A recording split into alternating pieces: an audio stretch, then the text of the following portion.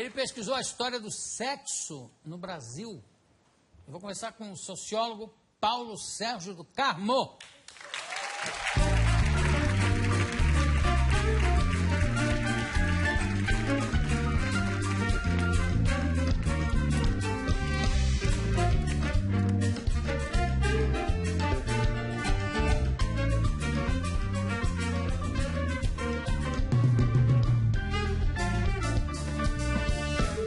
O seu livro, está aqui o livro, aliás, Entre a Luxúria e o Pudor, editora Octavo. Entre a Luxúria e o Pudor. Que período o livro... Eu abordo 500 anos, 512 anos, da descoberta do Brasil até os dias atuais. Aproveitando, você falou aqui no início do programa, um senhor de engenho no século XVI, chamado Gabriel Soares de Souza, e o jesuíta Anchieta fala que alguns índios colocavam uma taturana no pênis, para o pênis inchar, para ele manter atividade sexual. Já naquela época, os índios também já tinham vergonha de pênis pequeno. E eles colocavam várias vezes a taturana, alguns índios perdiam o pênis, ficava eunuco. Por quê? Porque a taturana... Não, inchava, ele ia colocando várias vezes, ia entrando em estado de putrefação, engrenava e caía.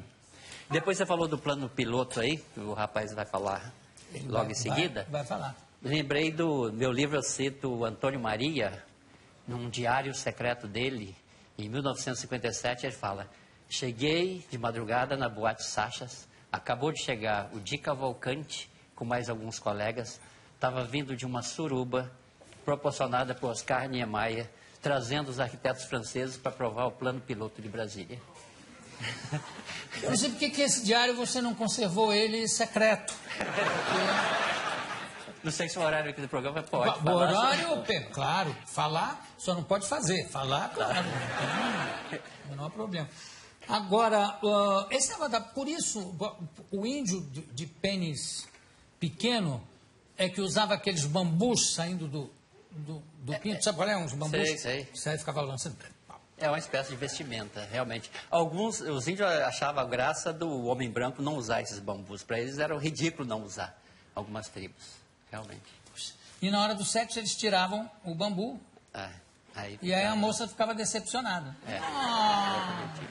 Bambuzinho. Aliás, tem um estudo antropológico, porque fala muito das índias que elas davam em cima dos navegantes, dos homens que chegavam aqui.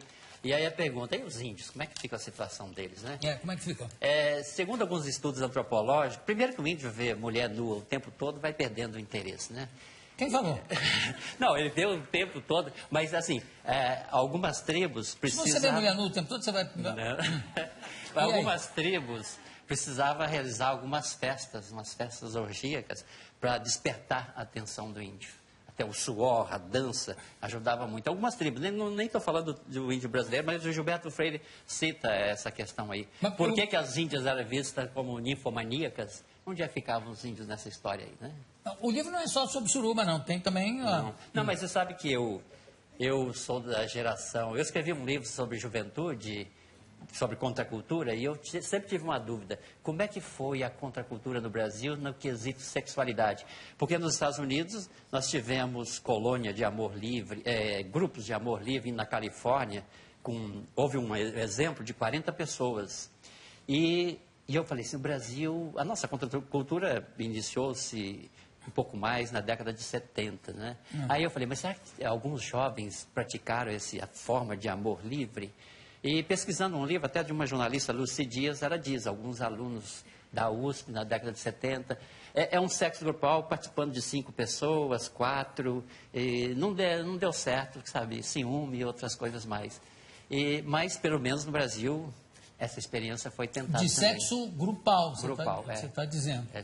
Mas no meu livro eu cito a colônia Cecília. Em 1890, o imigrante anarquista Giovanni Rossi vem para cá para montar uma colônia de amor livre.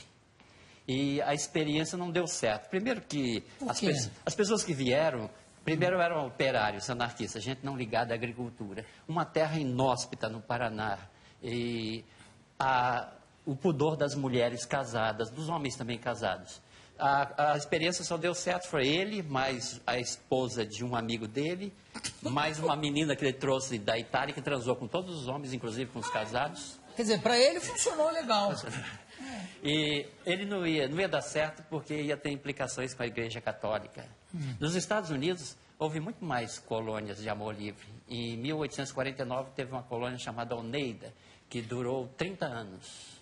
Só desapareceu porque o líder foi envelhecendo, deixou na mão de pessoas mais jovens, que começaram a brigar entre si. Mas é interessante isso, né? Colocar uma proposta dessa em 1890, podia ser anarquista mesmo, né? Claro. Agora, nos Estados Unidos, o negócio do amor livre nos Estados Unidos também tem uma motivação muito grande, que é o fato de ser uma civilização mais puritana, quer dizer, muito cerceada em termos de sexo, né? No Brasil, o amor livre já era, né? Quer dizer, tinha que fazer uma colônia de amor proibido, talvez patrocinada pelos jesuítas, sei lá. Porque o amor livre não chamava muito a atenção. Não tinha esse nome, amor livre, mas tem-se ideias de que o Brasil, no início, no descobrimento, foi um ambiente de luxúria, né? Um ambiente de liberdade sexual. Agora, você descobriu que o Gilberto Freire e o Érico Veríssimo tinham a mesma opinião sobre masturbação. Que opinião era essa? Olha, a masturbação, ao longo da história, sempre foi condenada, era tido pela Igreja como um pecado nefando, hediondo, né? Mas o Érico Veríssimo, ele dizia que rolava na escola, sempre dizendo que se masturbar pode você ter deficiência mental, você perder a memória e outras coisas mais. Então ele se masturbava, mas tinha esse peso na consciência. Agora, o Gilberto Freire, um indivíduo muito culto, aos 15 anos já leu um livro de um médico inglês. O livro chamava-se Sexology. E o médico dizia piamente que a masturbação levava à loucura. Aliás, tem uma passagem no livro aí, talvez, que me lembra um personagem seu, que é citado pelo Mário Lago, de um padre alemão, na página 224, se você quiser ver. É um personagem, você imitava um personagem alemão, que é... Era um padre alemão, 224. Está aqui. Aqui no meio, mais ou menos. Como é que o padre alemão falava para o Mário Lago? O garoto Mário Lago. O ator e compositor popular Mário Lago, em seu livro de memórias, Na Rolância do Tempo, conta que quando era aluno do colégio religioso, ao se confessar, recebeu a seguinte penitência do padre alemão: masturbação é muito feio, seu pecador. Teus não gosta... De menino, acho. Tu não gosta de menino... Deus não gosta. Deus não gosta de menino que faz essas coisas. Deus Padre Nosso, Deus Ave Maria... E para de fazer isso, senão você fica tuberculoso. No caso é a tuberculose. Eu acho que como é que se diz, o resultado mais terrível da masturbação é que crescia pelo na palma da mão. Exatamente, isso até hoje. E também o peito. Alguém aqui que já se masturbou, cresceu pelo? Os seios do homem aumentam também, né? Tinha um bico maior, né? A molecada falava isso, né? Eu só não sabia. É verdade. Você tinha consequências terríveis. A masturbação, a loucura, tuberculose. Aliás, não, e o garoto ia confessar, eu fui coroinha e tive uma formação religiosa muito forte, pesada, e o padre falava de forma cifrada: menino, você fez alguma coisa que não deve, não sei o que, não sei o que.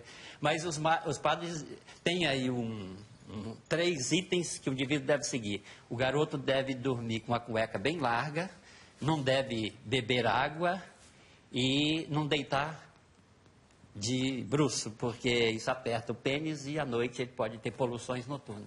Isso poderia levar a um pecado. Aliás, a igreja dizia assim... Sem ele saber, coitadinho, dormindo...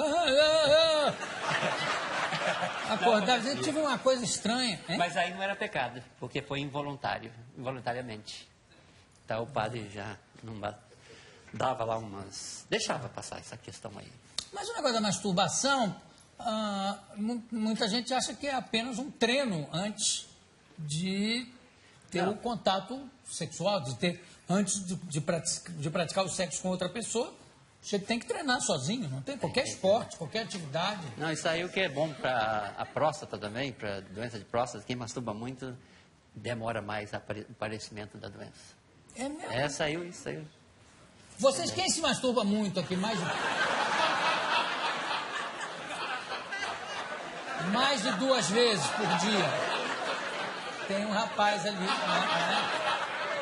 2 aqui, olha aí.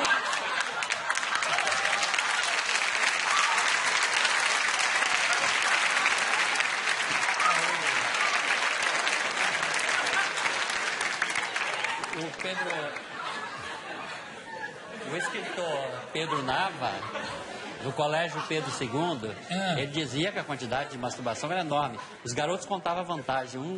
Tinha um que contava que masturbava 8, 9 vezes ao dia. Mas, aliás, é interessante, o Pedro Nava diz o seguinte, até os professores também acreditavam nos males da masturbação, a medicina também, né? Então ele dizia o seguinte, os professores na sala de aula, quando um aluno era meio desmemoriado, errava a matéria, chamava o menino, vem cá. Aí eu olhava no olho do menino, via aqui meio amarelado, falou assim, eis o exemplo, eis aí o exemplo. Você é um masturbador, um bronista, um bombeiro, tinha um monte de coisas lá. Bombeiro? Que se guarda na mangueira, né?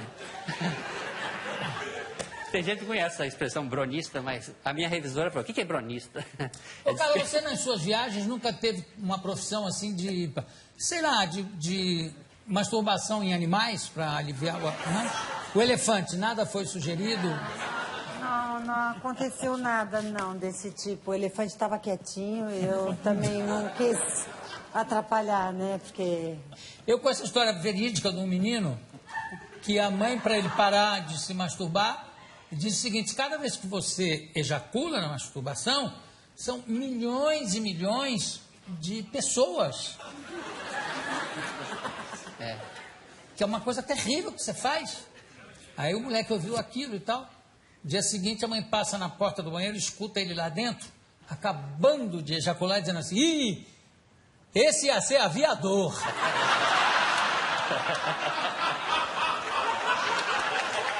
E é realmente...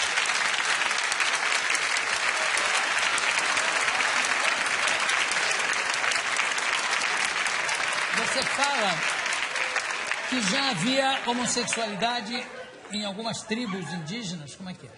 A homossexualidade está presente até na Bíblia, a Bíblia menciona isso. E em todas as sociedades ocorre a homossexualidade. O primeiro espanto dos jesuítas ao chegarem no Brasil é que encontraram alguns índios da tribo Tupinambás que praticavam o ato da homossexualidade. Agora, é difícil a gente, 500 anos, analisar este passado. O sociólogo Florestan Fernandes faz um estudo dizendo o seguinte, tentando explicar por que ocorria a homossexualidade na tribo Tupinambá. Primeiro porque certos líderes da tribo requisitavam 10 mulheres, 10 esposas, já faltava menina. Depois o rapaz tinha que matar o inimigo, ter um ato de bravura para casar, então não podia ter contato com a moça. E aí apareciam alguns rapazes que se ofereciam, e talvez um pouco mais efeminados. Tem um historiador que diz que eles chegavam a montar cabanas, de espécie de um pequeno prostíbulo, né? E os homens iam lá e transavam com eles. Mas, ao longo da história, depois a Inquisição do Santo Ofício, em 1591, a primeira pessoa a ser interrogada era um religioso, e ele era homossexual e gostava de garotos, já tinha transado com 10, 20 garotos já. A primeira pessoa que a Inquisição encontrou aqui no Brasil. E ele foi queimado?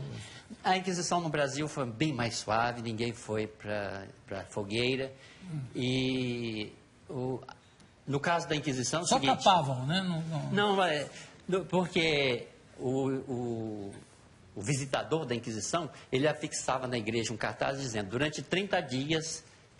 Quem contar os seus pecados vai ter uma pequena penitência.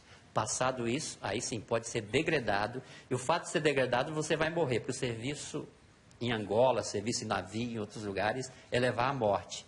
Então acontecia, e também dependia do padrão social da pessoa. Era muito condescendente com certas pessoas. Como sempre. Agora parece que tem uma tribo inteira, onde só praticavam a homossexualidade. E a tribo sumiu, claro, porque não nascia ninguém mais na tribo. Era a tribo do Cacique Pena Larga, era o nome do... Parece que é verdade, não sei se é verdade isso, tá? Mas dizem que esse cacique era famosíssimo. As brasileiras não gostavam de fazer sexo oral? É o seguinte, meu livro tem um nome. O primeiro nome do livro ia ser História do Sexo no Brasil. Aí depois, à medida que eu fui escrevendo, eu vi que a gente estava lidando com a luxúria e com o pudor. Até lembrando um pouquinho, o jornalista Ricardo Noblat fala que no meados da década de 60, ele foi num prostíbulo em Recife e às 18 horas ele transava com a prostituta. Era a namorada dele. Mas ele falava que a hora que tocava às 18 horas a Ave Maria, parava o chamego porque era pecado. E as prostitutas se reuniam lá no cantinho para rezar também. Veja, estamos lidando com luxúria e o pudor ao mesmo tempo. Quer dizer, a Igreja Católica tinha um peso muito grande. Aliás, na minha cidade do interior, se você pedisse dinheiro emprestado para alguém, isso na década de 60, você não tinha dinheiro, você fala assim, eu estou mais duro do que puta na Sexta-feira Santa. Porque os prostíbulos não abriam Sexta-feira Santa. Claro. E cidade do interior não abria a semana inteira, então as putas ficavam sem dinheiro. Mas você falou então do sexo oral, é o seguinte... eu fui baseado num estudo de um americano, 2 americanos que escreveram um livro chamado Freconômicos, a Economia Malucada. E eles fizeram análise sobre a sexualidade dos Estados Unidos, viram que no início do século XX nos Estados Unidos, o sexo oral era caro demais. Por quê? O padrão americano, a religião protestante, as prostitutas americanas eram pudicas. Então, quem praticava mais o sexo oral eram as francesas. Tanto é que o sexo oral era tido como estilo francês. É uma civilização muito mais adiantada. Aí, vamos trazer até a época atual. Eu tenho que usar alguma linguagem meio chula, mas... Chule, por favor, chule. Final do século XIX, tem um cliente que procura uma prostituta francesa no Rio. Ela fala assim, monsieur, ela fala entre português e francês. Monsieur, o senhor quer que eu engula ou cuspa fora? Ele falou, minha senhora, tanto faz. Ela falou, não, é mais caro o sexo oral. Quer dizer, engolir o esperma era mais caro do que cuspir fora. Dizem que tem um sujeito muito miserável que perguntou quanto custava e a moça, a prostituta, disse, custa tanto, mas para engolir é mais tanto. Aí começou, na hora que ele ejaculou, ele falou, pode engolir. Aí ela engoliu e falou, o quê? Ele falou, nada não. Que coisa horrorosa. E o sexo oral? Prosseguindo, aí é o seguinte. Prosseguindo? Tudo bem, por mim tudo bem. Vamos lá. Vamos mudar de foco agora. Outra coisa também é que as francesas e polacas, elas eram mais liberais. E Gilberto Freire fala uma coisa interessante. As brasileiras são dotadas de um DRE, um traseiro muito mais interessante, né? E os homens brasileiros queriam alguma novidade.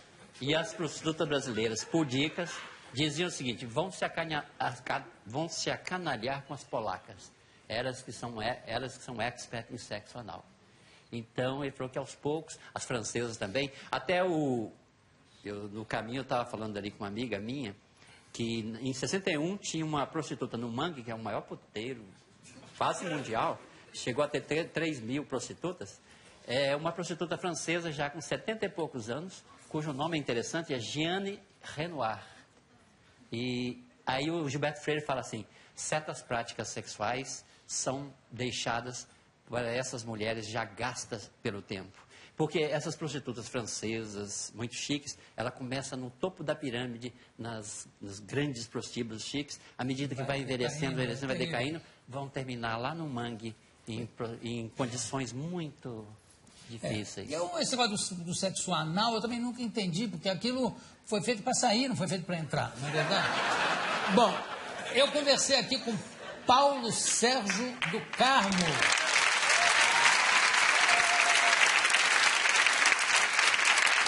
Está lançando Entre a Luxúria e o Pudor. Mas eu abordo 500 anos, o sexo no escravismo, no indígena, e a homossexualidade tanto feminina como masculina.